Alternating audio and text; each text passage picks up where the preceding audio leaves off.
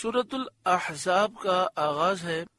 سورہ احزاب مدنی سورت ہے، ہجرت کے بعد اس کا نزول ہوا۔ قرآن پاک کی ترتیب کے اعتبار سے اس کا نمبر 33 ہے۔ قرآن پاک کے نازل ہونے کے اعتبار سے اس کا نمبر 90 ہے۔ اس میں 73 آیات ہیں اور 9 رکوع ہیں۔ 1280 کلمات ہیں، 5790 حروف ہیں۔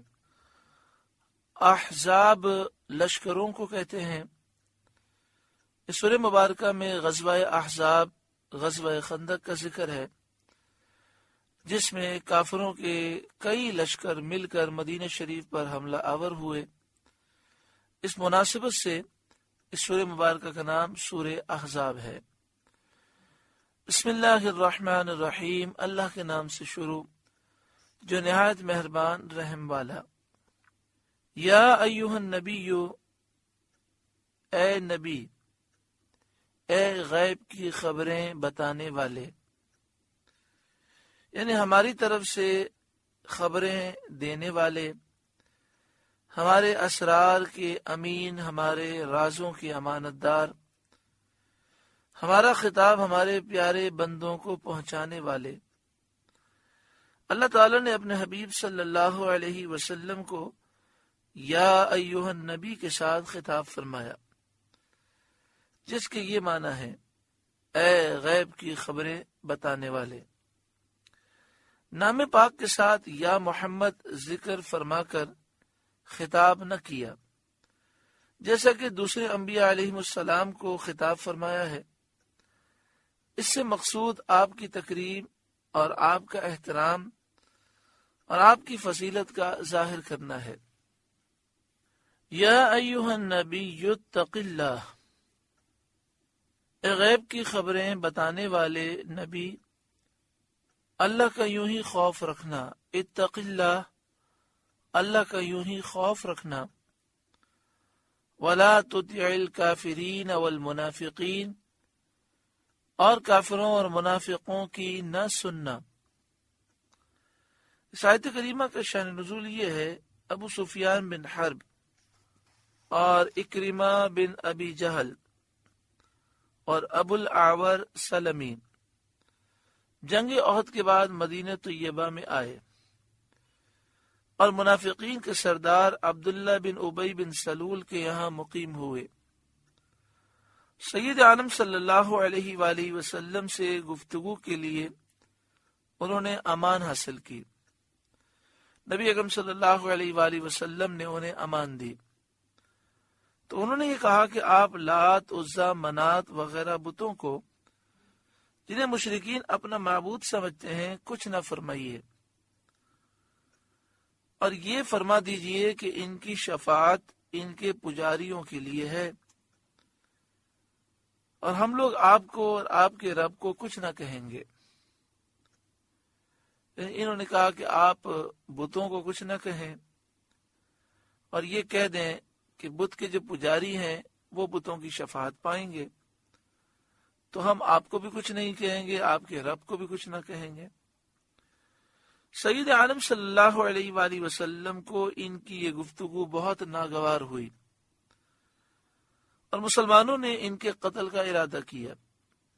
سید عالم صلی اللہ علیہ وآلہ وسلم نے قتل کی اجازت نہ دی اور فرمایا کہ میں انہیں امان دے چکا ہوں، اس لیے قتل نہ کرو، مدینہ شریف سے نکال دو۔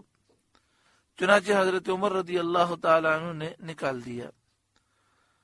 اس پر یہ آیت کریمہ نازل ہوئی۔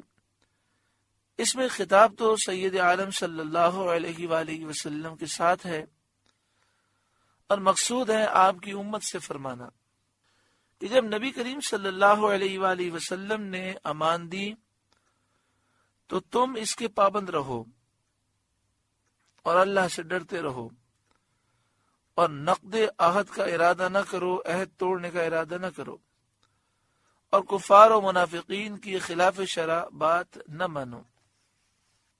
ان اللہ کان علیما حکیما، بے شک اللہ علم و حکمت والا ہے۔ وَاتَّبِعْ مَا يُوحَى إِلَيْكَ مِن رَبِّكَ، اور اس کی پیروی رکھنا جو آپ کے رب کی طرف سے آپ کو وحی ہوتی ہے، یعنی جو وحی آپ پر نازل ہوتی ہے اسی کی آپ پیروی کریں۔ ان اللہ کان بما تعملون خبیرا، اے لوگوں اللہ تمہارے کام دیکھ رہا ہے۔ وتوکل علی اللہ، اور اے محبوب آپ اللہ پر بھروسہ رکھیں۔ وکفی باللہ وکیلا، اور اللہ بس ہے کام بنانے والا، اللہ کافی ہے کام بنانے والا۔ ما جعل اللہ لرجل من قلبین فی جوفہ، اللہ نے کسی آدمی کے اندر دو دل نہ رکھے۔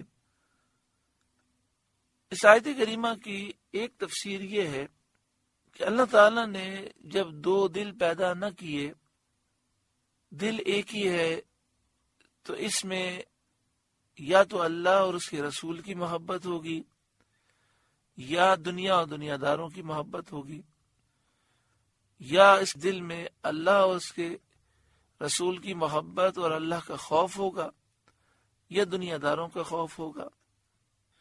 جب ایک ہی دل ہے تو اللہ ہی سے ڈرے۔ اس آیت کریمہ کا شان نزول یہ ہے کہ ابو معمر حمید فہری کی یادداشت اچھی تھی، جو سنتا تھا یاد کر لیتا تھا۔ قریش نے کہا کہ اس کے دو دل ہیں، جبھی تو اس کا حافظہ اتنا قوی ہے۔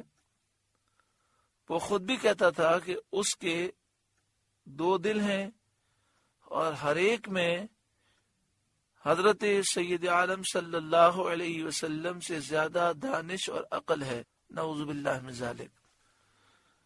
جب بدر میں کافر مشرک بھاگے تو ابو معمر اس انداز سے بھاگا کہ ایک جوتی ہاتھ میں ایک پاؤں میں بھاگے جا رہا تھا۔ ابو سفیان سے ملاقات ہوئی تو ابو سفیان نے پوچھا کیا حال ہے؟ ابو معمر حمید فہری بولا لوگ بھاگ گئے تو میں بھی بھاگ رہا ہوں۔ تو ابو سفیان نے پوچھا ایک جوتی ہاتھ میں اور ایک پاؤں میں کیوں ہے؟ کہا اس کی مجھے خبر ہی نہیں، میں تو یہی سمجھ رہا ہوں کہ دونوں جوتیاں پاؤں میں ہیں۔ اتنا خوف طاری تھا کہ ایک جوتی اس کے ہاتھ میں ہے لیکن وہی سمجھ رہا ہے دونوں جوتیاں پاؤں میں میں نے پہنی ہوئی ہیں۔ اس وقت قریش کو معلوم ہوا کہ دو دل ہوتے تو جوتی جو ہاتھ میں لیے ہوئے تھا بھول نہ جاتا۔ ایک قول یہ بھی ہے کہ منافقین سید عالم صلی اللہ علیہ وآلہ وسلم کے لیے دو دل بتاتے تھے اور کہتے تھے ان کا ایک دل ہمارے ساتھ ہے اور ایک دل اپنے صحابہ کرام کے ساتھ ہے۔ ما جعل اللہ لرجل من قلبین فی جوفہ، اللہ نے کسی آدمی کے اندر دو دل نہ رکھے۔ وما جعل ازواجکم اللائی تظاہرون منہن امہاتکم، اور تمہاری ان عورتوں کو جنہیں تم ماں کے برابر کہہ دو تمہاری ماں نہ بنایا۔ زمانے جاہلیت میں جب کوئی اپنی عورت سے زہار کرتا تھا تو وہ لوگ اس زہار کو طلاق کہتے اور اس عورت کو اس کی ماں قرار دیتے تھے۔ تو یہ آیت کریمہ نازل ہوئی، اس کا یہ حصہ نازل ہوا ان کے رد میں۔ وَمَا جَعَلَ أَدْعِيَاءَكُمْ أَبْنَاءَكُمْ، اور نہ تمہارے لے پالکوں کو تمہارا بیٹا بنایا۔ جب کوئی شخص کسی کو بیٹا کہہ دیتا تھا تو اس کو حقیقی بیٹا قرار دے کر وراثت میں شریک ٹھہراتے اور اس کی بیوی کو بیٹا کہنے والے کے لیے سلبی بیٹے کی بیوی کی طرح حرام جانتے، جس طرح انسان کی بہو حرام ہوتی ہے تو منہ بولے بیٹے کی بیوی کو بھی حرام سمجھا جاتا۔ تو ان سب کے رد میں یہ آیت کریمہ نازل ہوئی۔